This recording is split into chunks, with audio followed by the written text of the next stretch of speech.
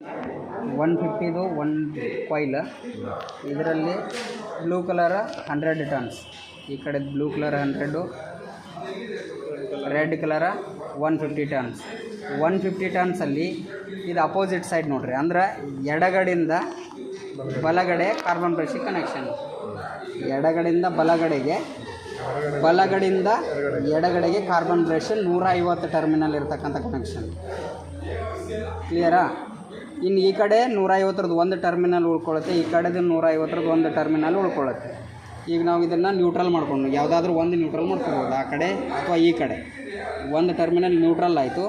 ಇನ್ನು ಈ ಕಡೆ ಒಂದು ಬ್ಲೂ ಕಲರ್ ಇದೆ, ಈ ಕಡೆ ಒಂದು ರೆಡ್ ಕಲರ್ ಇದೆ. ಇದೊಂದು ಲೂಪ್ ಅಂದರೆ ಇದೊಂದು ಸ್ಪೀಡ್, ಇದು ಒಂದು ಸ್ಪೀಡ್ 100, 150 ಮತ್ತು 100. ನೆಕ್ಸ್ಟ್ ಆಮೇಲೆ 100 ಮತ್ತು 100, ಇದು ಒಂದು ಸ್ಪೀಡು ಅಪೋಸಿಟ್.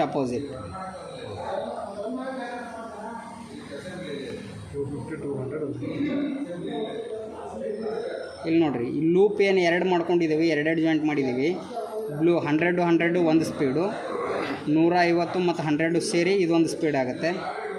ಈ ರೆಡ್ ಕಲರ್ 150 ಟರ್ಮಿನಲ್ ಒಂದು ನ್ಯೂಟ್ರಲ್, ಇದೊಂದು ಸ್ಪೀಡ್ 100ದೊಂದು ಸ್ಪೀಡ್. 1, 2, 3 ಇವು 3 ಲೂಪ್ಗಳು ಸ್ಪೀಡ್ ಪಾಯಿಂಟ್, ಇದು ನ್ಯೂಟ್ರಲ್. ಕ್ಲಿಯರಾ? ಅದು ಬ್ಲೂ ಲೋ ಆಗುತ್ತಲ್ಲ ಸರ್ ಸ್ಪೀಡ್, ಅದು ಏನಪ್ಪ?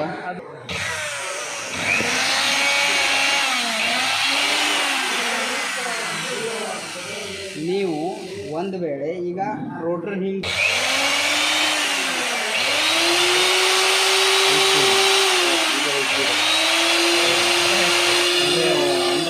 ವೇರಿಯೇಷನ್ ಮೇಲೆ ಗೊತ್ತಾಗುತ್ತೆ, ಆಮೇಲೆ ಫಿಟ್ ಮಾಡ್ಕೊಂಡಾಗ ಗೊತ್ತಾಗುತ್ತೆ. ಅವಾಗ ನೀವು ಟರ್ಮಿನಲ್ಗಳನ್ನ ಇದು ನೋಡಿರಿ,